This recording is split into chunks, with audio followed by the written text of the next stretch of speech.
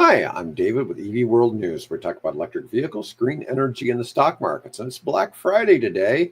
And I'm here with our founder and chief editor, Yay. Bill Moore. And we have absolutely nothing to sell you unless you need a small modular nuclear reactor Well, yeah, right. or maybe Or, grid scale battery storage systems. or grid scale battery storage system, and I'm working on another project that might actually someday come in handy for, but we'll talk about that some other day. Yes. So I got one article I got hit with from a lot of different sources, from energy people, AI people, just about everything. It's about the XAI facility in Memphis. Now, Memphis is an interesting little city, and I never really I lived there for 20 years. I never really thought about it as having air pollution, but I never lived in the part of town where they had industry. And so that was a Is little that bit over different. near? Is it over near the river or not? Yeah. So if you Okay. get over by the river, there's an area, it's called President's Island, but it's not, maybe it was an island at one time. Once upon a time, it probably was. Yes. Yeah, it's not an island anymore. There's a couple of things there. Like there's a huge housing development on a place called Mud Island. And at one time, it was just a sandbar. And now it's like housing developments, Right. that they've built it up a lot, and there's other things there. But Muss XAI Center for Grok is sitting on this President's Island area near the river. And one of the It's big complaints was it opened and they had a whole bunch of gas turbines. And so now they're emitting more carbon emissions in the downtown, kind of in this one area called Boxtown that is a poor neighborhood. right. And it's a zip code I never would buy I would never That buy investment that's property in. Okay. So it yeah, was a yeah. really, really low dollar The area. property was cheap, which is Yes. typically where they build these things. Yes. So XAI told city and county planners in Memphis that it plans to build a solar farm right next to it. So they're going to put 88 acres to the west and south of the data center. There's a 136-acre vacant lot, and that would produce around 30 megawatts of electricity, but that's at best 10% of the data center's estimated power use. Yeah, I yeah, mean, yeah. it just blip. They have How many 400. acres? How many acres is the data center? It's probably not that big. Oh, okay. It currently uses 400 megawatts of gas turbines. Um, According to the Southern Environmental Law Center, which is working with the NAACP, Right. says that XAI has operated at least 35 turbines capable of emitting more than 2,000 tons of nitric oxide pollution, nitrogen Yeah. oxide emissions that contribute to smog and respiratory problems annually. The turbines have sparked fierce opposition from residents in nearby Boxtown, a predominantly black community where researchers at the University of Tennessee, Knoxville, found that peak nitrogen dioxide concentration levels increased 79% in areas immediately surrounding the data center when XAI began operations. Community activists have reported increased asthma attacks and respiratory issues since the facility opened. The AI company has said that it intends to use the turbines until it can secure additional powers, but local officials give XAI a permit to operate 15 turbines through January of 2027. Now, in September, XAI said they would build a 100 megawatt solar farm nearby, which would be paired with 100 megawatts of grid scale batteries to provide 24/7 source of electricity. It hasn't disclosed the total cost of the project, but the solar farm's developer was awarded $439 million from the Department of Agriculture. Of that, Oh, 414, interesting. 414 million is an interest-free loan. The federal award is notable given that many clean energy grants and loans have been canceled by the Trump administration. Yeah, one wonders what Doge was up to, huh? Yeah, you never know. It seemed a little coincidental to me. XAI has added gas turbines in Mississippi. So now Memphis sits on the corner of Right. Little Arkansas and Mississippi. Right. Okay. Yep. And so when we're talking about going into Mississippi, you're not even crossing water. It's just a land border. Yeah. Um, there are 59 gas turbines on site, and 18 of them are classified as temporary, meaning that regulators don't track their pollution. Mm. But anyways, if nothing else, they're adding more and more solar farms to try to power that thing. Yeah. So Yeah. that's obviously huge on solar, right? So what I want to know is how are they mounting them? Yeah, that has none of that's They're, been brought they're, up. yeah, I've done some interesting research on how you should mount your turbines, and depending on where you're located. And I imagine it's probably Turbines less. or solar panels? Oh, I'm sorry, the solar panels. My Okay. apologies. The mounting the solar panels. That there are circumstances where we're doing it totally wrong, the way we're Mhm. mounting it. But that we'll maybe talk about that. Well, we'll talk about it now or talk about it later. Well, we'll talk about it later. So Okay, I got let's another go. one. So this is more solar. T1 Energy is betting big on all American solar, even under Trump. A Texas firm with a pretty much fully automated um, manufacturing of solar panels in Dallas is a company that was funded by a Chinese company. Okay. But Okay. it's an automated machinery, bright, clean factory floor. Wouldn't look out of place in Changzhou, China. But every so often, the pristine industrial order was punctuated by, of all things, carrier robots blasting psychedelic rock as they rolled down the aisles. So the robots are constantly blasting music so that they don't hit anybody. So people realize there's a robot Realize coming. that they're there. Yeah, So they're yeah. getting louder and louder. Well, that's Um, these. They have these little robots that run around inside of restaurants. I've been to a mhm. couple in the Seattle area, and they play a tune, like a video game kind of music type of thing as they go around because you don't want that robot running into your customer. Right, So, right. yeah, I can see Yeah. that. Yeah, well, yeah, it's like the one at Sam's Club that's constantly cleaning the floor. Yeah, Um, I've heard about there, and somebody else was telling me about another store has the same thing. yeah, but it's almost the size of a forklift, the one that cleans the floor at Hmm. Sam's. Um, this place is making 20,000 photovoltaic modules a day. It's on track to produce 3 gigawatts this year, and it's operating 24/7. It's been running Are they fast, single face or bifacial? doesn't Probably indicate. doesn't say. Yeah. Mm-mm. But there's a group called American Clean Energy that's part of this T1 manufacturing. Um, let's see. There was some interesting things that I saw because I looked at it. There's a company called Next Power that is part of this. So Next Power had visited T1 shortly before this. Hold on, give me a second. I'm trying to see. Maybe they're the main buyer, but much of the equipment of this facility has boxes that say Trina Solar, Trina Solar, which is a Chinese company, which is one of the biggest solar manufacturers in the Yeah. world. Yeah. But originally they got boxes. And so they're still shipping stuff in the Trina boxes because they have apparently a boatload of boxes. Okay. Yeah. And they're saying they're not just going to destroy all of the boxes. Well, no, Anyways, that wouldn't make sense. You know why? Just use them up. yeah. So, but this is interesting because they've got considerable manufacturing capability. There's no shortage of solar, obviously, going in Texas.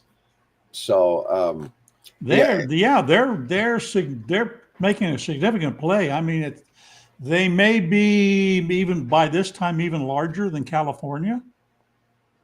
yes, I'm pretty sure they have passed that up.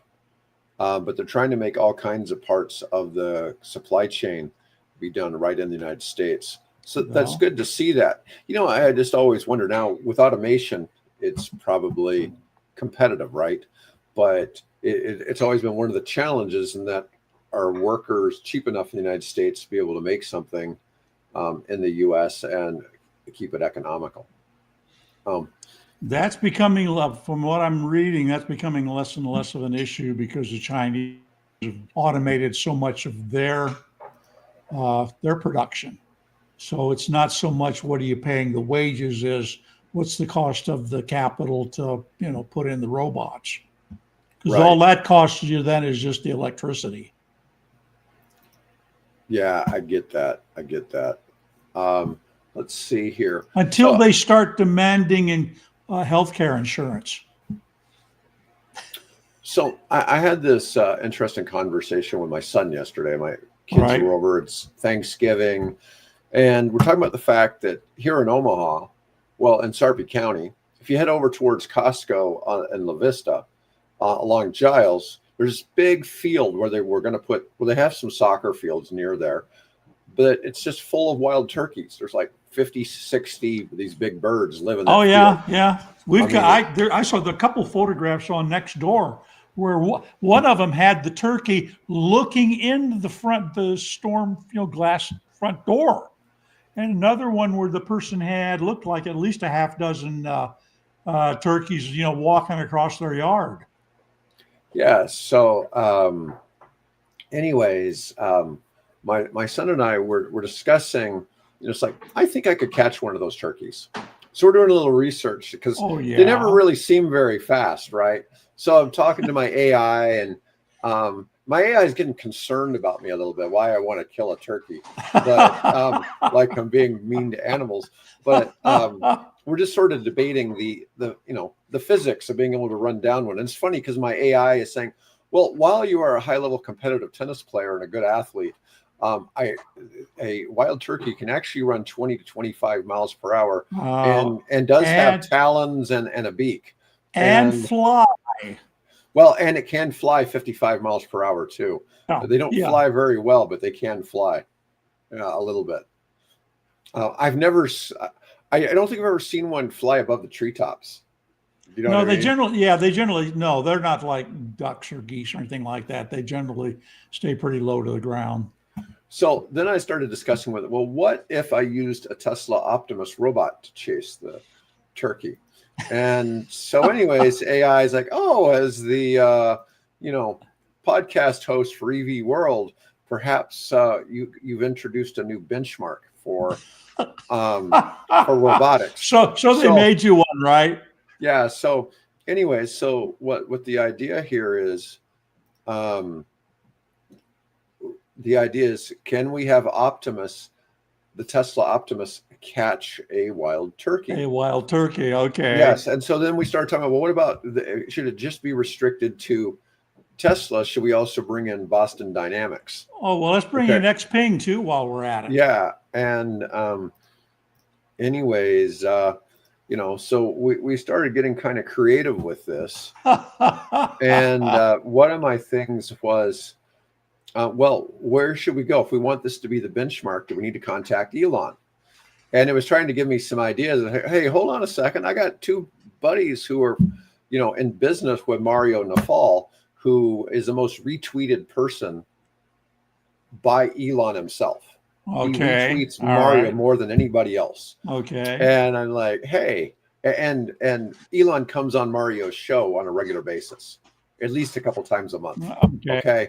And just like, well, maybe And you're acquainted with Mario. I'm acquainted right? I'm not necessarily friends with Mario, but two of my friends are really close. Okay. Like Mario gave one of them a $40-something thousand watch as a gift recently. Oh wow. Yeah. This is so you're 2 degrees of 2 or 3 degrees of separation. 2 degrees of separation. Okay. Well, Yeah, from Elon, then you would be what, 3 degrees of separation? Yeah, something like that. Something like that. Yeah. Yeah, it's yeah. But anyways, we were like, what could we do? Because I mean, it's an interesting piece to think about. It's like, could Optimus actually catch the turkey? You're having too much fun with AI. I can tell that. Yeah. So, I mean, the turkey can run pretty fast. I mean, he's running so fast, his feathers got on the wrong side of its body. Yeah, exactly. Yeah. Yeah, and it And doesn't look too. when they run, they actually pull the feathers, the tail feathers in. Well, Jim Spark felt that Optimus wouldn't be very afraid of the turkeys fighting back. Okay, so Right. that was one real plus too, was that maybe Optimus could actually get a hold of the turkey. So we're thinking that this could be an annual benchmark for robotics. Is the ability, they're always talking about these scale, like the hardest human test or whatever for AI and all these things that people can generally only get like out of 100 questions, maybe one or two, but AI can get 70 of them, and like Gemini 3 can now get like 75 of them or something like that out of the 100 questions, so it's been kind of funny to see some of these ideas. And so, anyways, we felt this is my feeling as I came across this. And my AI was pretty adamant that I'm not going to physically be able to run down a turkey. But that that's not unlikely, not unlikely. But Yeah. so can Tesla Optimus catch a wild turkey? Well, that's one of the big questions here. We're talking real world robotics benchmark challenge here for Optimus. Okay, so the ultimate real world test is so the Optimus. One of the problems is it doesn't move well in rough terrain. It only really goes about walking speed so far. So there has to be a fair amount of boosting because the turkey can run 20 to 25 miles per hour with short bursts of flying up to 55 miles per hour. But Optimus will be relentless in its pursuit. Okay. Now, the AI felt that Optimus could chase it forever, but that's not true because Optimus has to be recharged, right? So there was challenges. We also looked at the idea of maybe a Boston Dynamics, quadruped could chase it, but so there's certain challenges to this. But it would be basically it requires dynamic object tracking, be able to track this moving target. Have to make real time decision making because the turkey is going to be changing directions all the time, right? Which might allow Optimus to catch up a little bit if it can react quick enough, right? What does it do when the target goes airborne? I mean, there are all these challenges. And then, of course, you've got terrain. You've got grass, hills, rocks, obstacles. You just never know. Hell, the turkey could go running out into traffic for all we know. And then grip control. Can the Optimus secure a 15 to 20 pound thrashing bird? So anyways, here we have Optimus with turkey feathers and we have the turkey with robot hands. Okay, so anyways, it could be, there could be something to this. I think this would really increase awareness for robotics, especially around Thanksgiving. And it would give some real practical utility to the robots, and think about the agricultural applications, livestock management, wildlife control, farm automation, Right. And then of course competitive positioning, a public benchmark versus competitors. Our robot can catch a wild turkey. What can yours do?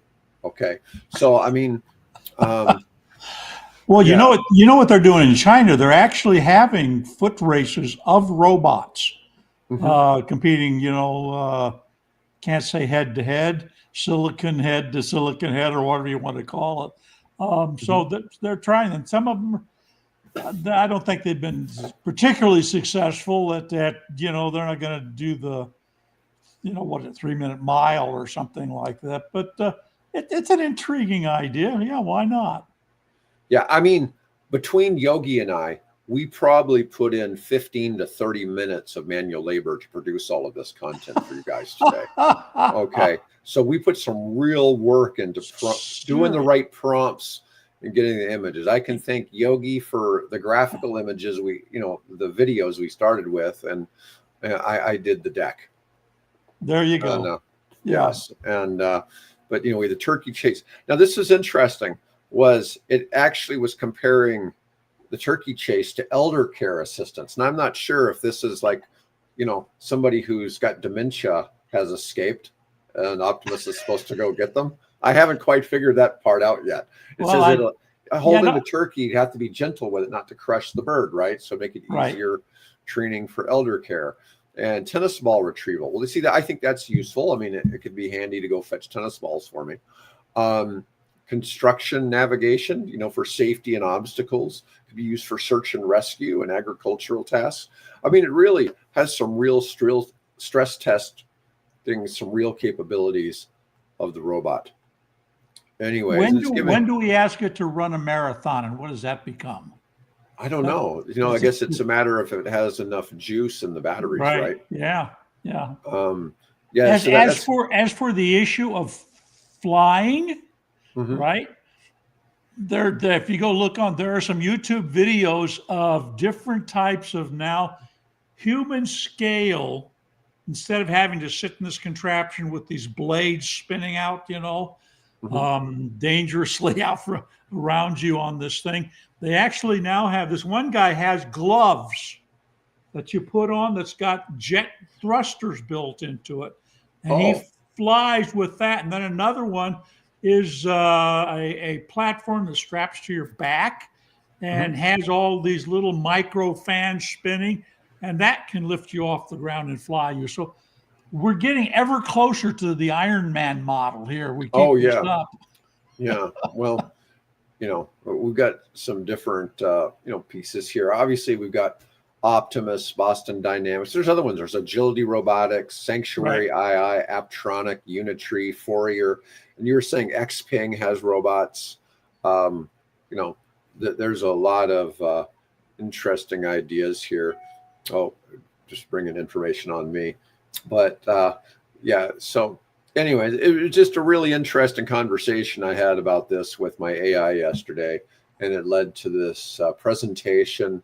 And we're trying to see how we can make this go viral a little bit and make this something that could be an annual Thanksgiving robotics annual Thanksgiving catch the robot benchmark turkey. test. Yeah. So anyways, you just Yeah. How much eggnog did you have yesterday? Not enough. Yeah. It was pretty funny. My AI at first, when I started the questioning, it was getting concerned why I wanted to harm wild turkeys. Yeah. Yeah, and it's like my AI is not hunting friendly, and I told it I wanted a quick and easy snack. Oh Lord, yeah. Well, go down to Costco and get a frozen turkey. You'd be much better that. Yeah. All right, so we'll get into the meat of the real EV news now. Okay, all right. Let's do it. The United Kingdom announces a controversial pay-per-mile EV tax starting in 2028. Now, this isn't the worst thing I've seen. 3 pence per mile. Yeah. Tax. Plug-in hybrids will pay 1.5 pence per mile starting in April of 2028. So if it gets accepted, at this point, it's just a proposal by the Chancellor of the Exchequer. Now, what I'm concerned about is it's 3 pence per mile. Did this actually convert it from kilometer? So is it 5 pence or 2 pence per kilometer? That's a good question. I don't know, because when you get things out of England, they can be done in statute miles, or they can be done in European kilometers. And I didn't pick up on which of those it is. 3 cents per mile is it'd be pence per mile. Yeah. It'd be roughly equivalent. I don't know what I should ask the AI. What is a pence these days? But generally, it's equivalent to 1 or 2 cents, something like that. Let's find out. I mean, that could be 300. If you drove 10,000 miles a year, that could be a $300 tax or 300-pound tax. I mean, that could be. To me, that seems kind of hefty, but I don't know. How much is a English pence in U.S. cents? Let's see what it says. I'd imagine it's about 1.3. 1.25. 1.25. Yeah. Okay. But so the average EV driver, which drives about 7,400 miles per year, would pay 222 pounds annually. Concerns about environmental costs and fairness, as petrol diesel drivers pay roughly 6 pence per mile equivalent. Oh, okay. So it's a lot cheaper. It's half. So it's half of what. Yeah. So that seems like it's pretty fair if that's what they. That seems fair because you're not generating all that crappy stuff coming out of the tailpipe of your car, particularly the diesels. Yeah. No, it needs to be a little bit more fair. Okay. Hyundai today opens an $820 million future mobility battery campus. A topping out ceremony held today, November 28th, so it was this morning, for a massive 197,000 cubic meter battery R&D campus. To put that in perspective, 197,000 cubic meters is about 2 million square feet. Pretty big. Where's that in Korea? Yeah, that's in Korea, Ansong, Korea. $820 million investment with completion scheduled for the end of 2026. We'll focus on next-gen battery tech, including solid-state batteries, LFP, and advanced lithium-ion for EVs and energy storage. And not sodium? I bet there's sodium in there somewhere.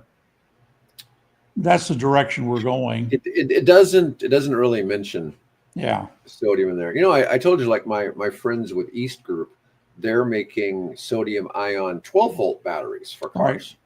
You know, and they could do sodium ion for battery storage, but they do LFP for battery storage currently. There's greater energy density in the LFP than there is in the sodium.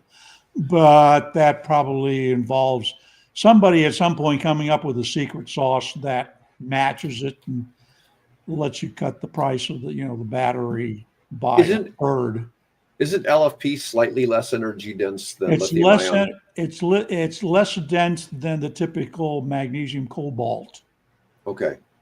But it does. But unlike the magnesium cobalt, it doesn't explode or combust as readily. Okay. So yeah, it's a safety factor. All right. Hyundai launches vehicle-to-grid pilot service in Korea.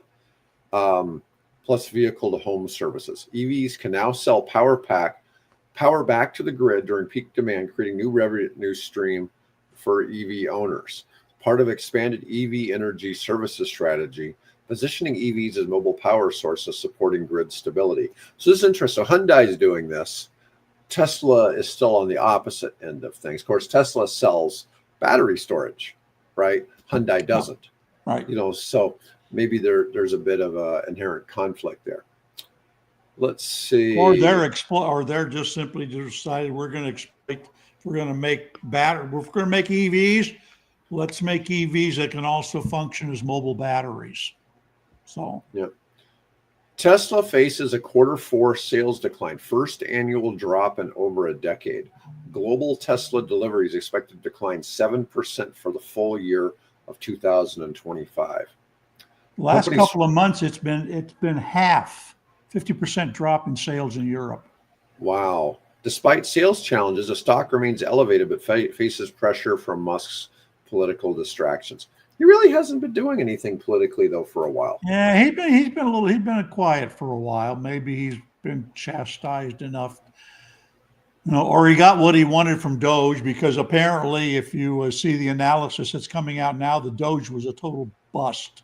Accomplished nothing but just cost people their jobs and aid programs and things like that. So that was just a joke. I guess he got what he wanted. He wanted restrictions removed, or investigations into his company removed, and maybe some money thrown his way in the form of grants and things like that. So he got what he wanted.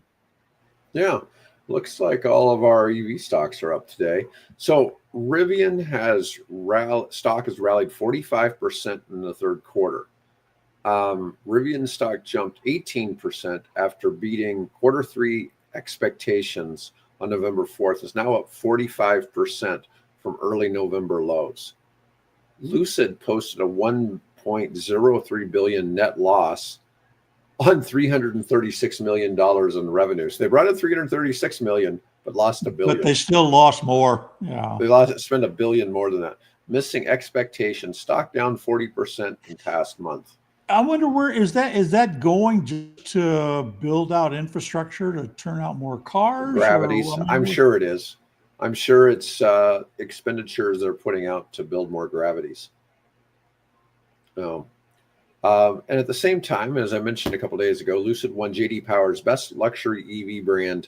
Oh no, this was different because that was U.S. News. I think it was the other day, said that they had declared Lucid as being the best luxury EV. Now JD yep. Power says it's the best luxury EV brand of 2025. Let's see. Oh yeah, Tesla's the Model Y, I think, is rated by was the Consumer's Report as the worst production car in terms of quality. It's Which just one? sad. I Which think car? it's the Model Y. It's one of the Tesla models, either the Y or the 3. Who said it had the worst production quality? Consumer Reports, I believe. Wild. That's kind of surprising. Yeah. But you never know. Once again, if are they complaining about over-the-air updates or actual customer issues? The Because car build quality, apparently. interesting. Let's see. U.S. November auto sales are expected to be down 8% year over year. A lot of that it has to do with the fact that EV sales cut in half. But we'll see where that is. But that still is Yeah. the entire car industry is down 8%. So Yeah, but yeah, Europe. I think car registrations in Europe were up like 1.5%, something like that. Whereas the market share of EVs is over 16% now across nice. Europe. All right. We've got a couple of articles we've already discussed. Solar and wind now meeting and exceeding global power demand growth. Yeah, isn't that great? Mm-hmm. Through September 2025, solar and wind outpaced growth in power demand globally. Trend must accelerate to achieve fossil fuel phase-out targets, but represents major milestone. The IAEA reports 416 nuclear reactors provide roughly 376 gigawatts globally, pushed to triple nuclear by 2015 or by 2050 within reach of governments act. I think that's going to happen. I see so much interest in nuclear, but most of that, isn't going to be in place for another 6 to 10 years. Yeah. When you really start seeing it roll out. Yeah, let me mention too that you mentioned earlier about the wind. I guess we were talking about off camera about how strong the wind was, and it was really blowing up a storm for I think more than 24 hours. It turns out, I said, well, God, I wonder how much of that is being turned into energy. We're on what's called the Southwest Power Grid. And the Southwest Power Grid, for that window, when that wind was blowing up a storm, wind was doing 61 plus, I think it was 61.5 or something like that, of our electrical power on our grid was being generated by that wind blowing out there. Well, that cut down on coal usage, that's for sure, and LNG usage. Yeah. It's kind of cool to see all of that. All right. Germany now has 720 gigawatts of battery storage applications pending. They're flooding the grid connection queue. 78 gigawatts approved for connections, with another 720 with applications. Demonstrates urgent need for grid connection rules reform to handle a massive influx of storage projects. Well, it's nice to see that another country has its bureaucratic red tape problems too, not just the United States. Well, yeah, you kind of want to have that oversight happen, but anyway, yeah, they're headed in the right direction. They're using less coal and more renewables, so good for them. Yeah. Let's see. Oh, what do we got that's different today? Hey, Mercedes. Can I talk Yeah, about the world's quickest super electric super EV? sure. Probably never heard of this thing. It's called, I don't know how you pronounce it, A Spark or Aspark Owl. Hmm. Ever heard of it? Yep, yep. We talked about it 2 years ago. Oh well, boy, you got great memory. Anyway, it has an incredible acceleration speed. Now, normally we measure these things. What does it do in 0 to 60? Right? How Hmm. fast is it in 0 to 60? Like a Tesla Plaid is somewhere what around less than 3 seconds, something like that. This car will hit 185 miles per gallon or miles per hour in 10 seconds.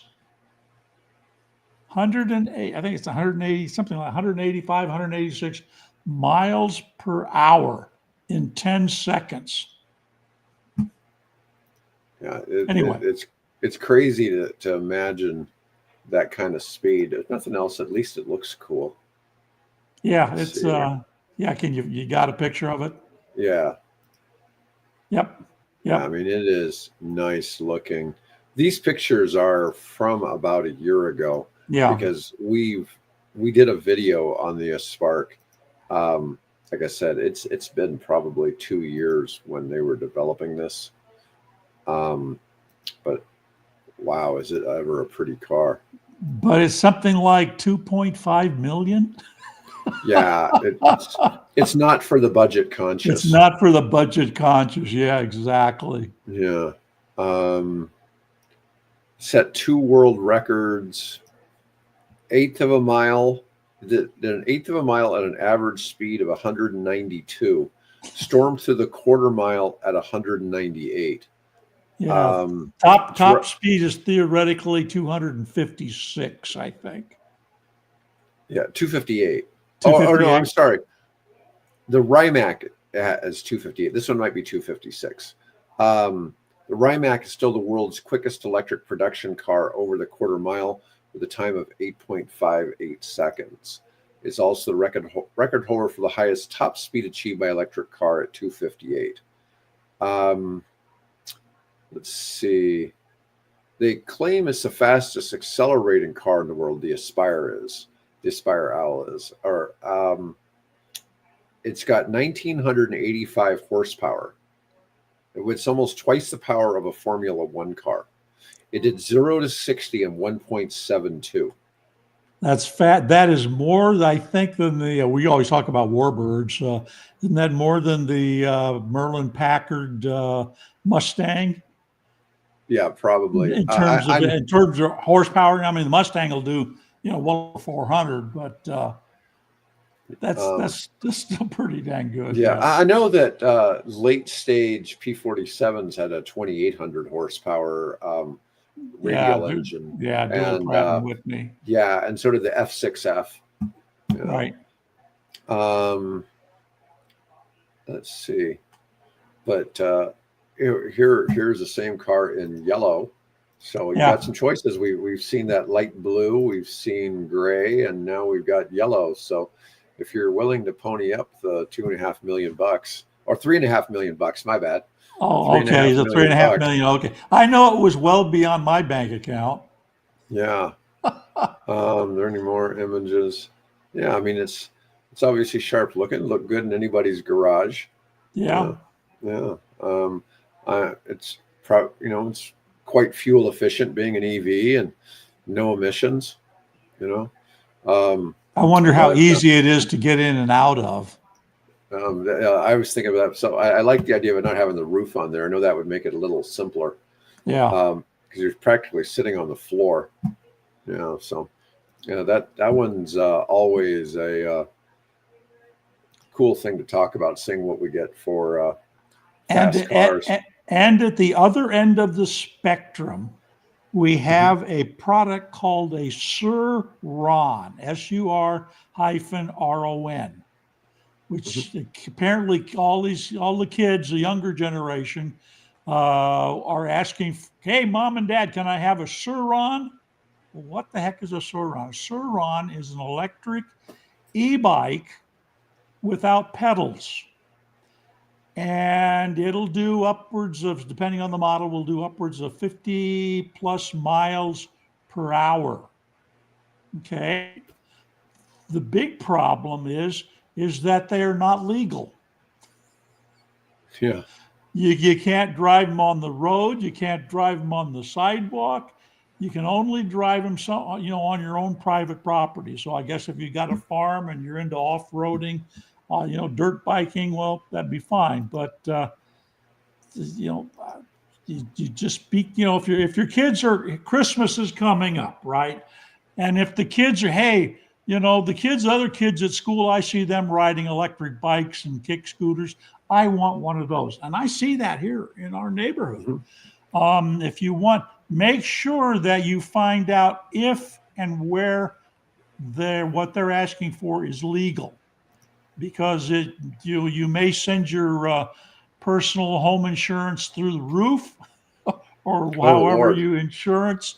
And of course, you will deal with the kid if, being stopped by a local constabulary to, take possession of it. So anyway, just as a word of advice, be careful of what you buy your kids to make sure that it's legal in your community to use. So what country in the EU do you think is buying the most battery electric cars? Not as a percentage. I know. But the actual total. We should ask. Hey, readers, comment below, and who do you think buys the most electric cars? Buys the most electric cars? Yeah. Now, as market share, it's Denmark. Oh yeah. Oh, way ahead of everybody. Yeah. But it would just, I guess it's not surprising who it is. Yep. We don't get any contestants yet, but so Bill lost audio. Well, that's not a big surprise. I've lost. Well, anyways, folks, it's Germany. Germany had 434,000 new EV registrations so far for the year. Spain had the sharpest rise, with EV registration jumping 89%. Italy saw an increase of 26%. France posted more modest growth of 5%. New EV registration surged in Poland 124%, although the total of newly registered EVs, 30,600, meant battery electric cars still represented only 6.4% of its overall market. Anyways, that's okay. All right, Bill, do you hear me now? Give me a minute. Oh. Okay, how's that? No, you're good. You're good. Just did it again and just said, I'm going to stop working. That's so random. And I don't know if that's a StreamYard problem. I mean, you simply exit the studio and come back, and it works. I want to exit the studio and come back. Here I am. So sorry, everybody. I think that's a StreamYard issue. I just can't imagine that your system would be doing that. All right, so I really don't know what could, because that doesn't make any sense otherwise, right? Yeah, I know. Who knows? Anyways, that was all I had today for our Black Friday edition. Before we go, can I mention coming back to solar briefly? Sure. Okay.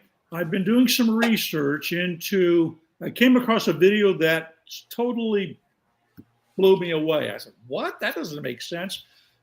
Everybody, it seems, that puts in solars always does this, right? You mount it at an angle to get the maximum solar from whatever your latitude happens to be.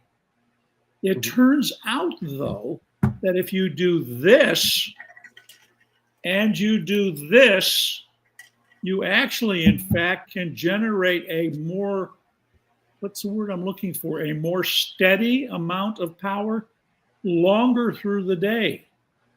So I've been looking at that. There are now, it won't work at all latitudes and all climates. This works best if you're in a more northerly latitude and you're subject to snow.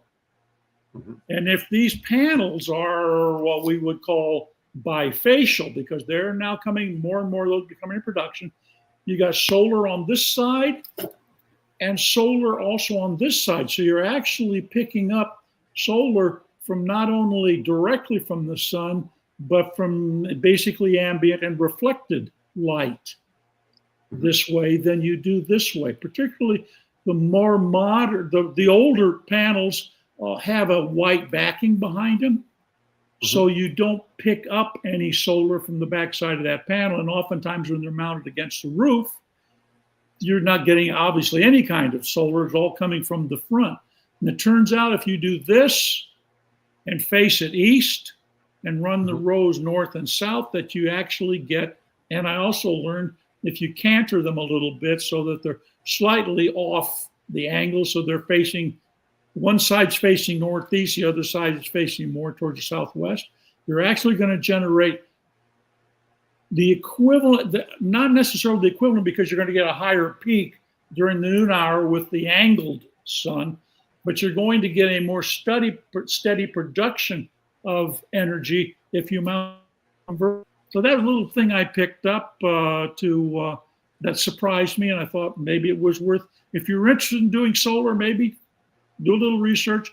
Just do some search on YouTube for vertical solar panels. There's a bunch of really good videos out there that explain the advantage of going vertical rather than putting them on the angle. It makes sense if you're hitting one side for part of the day, then at noon it passes over and hits the other side. I mean, it makes sense because then you're getting more. Because the only, if you've got your panel this way and the sun is up here, then at noon hour you're going to have very little other than what might bounce off, the ground and things like that in the ambient. But as the sun, because it moves in this arc and gets lower in the west and comes up in the southeast, particularly in the winter, this is really good for winter times power production, which is really interesting because now the sun is at that angle, it's setting, and so you're getting the shoulder period of that parabola that you typically see with solar. You're getting a wider spectrum, and actually the power production is a steadier curve than this steep, I think the word's parabola, right? This curve, bell curve that is typical of solar. So I found that interesting, and I'm working on an application for that. So we'll talk about that. We'll talk about that later. All right.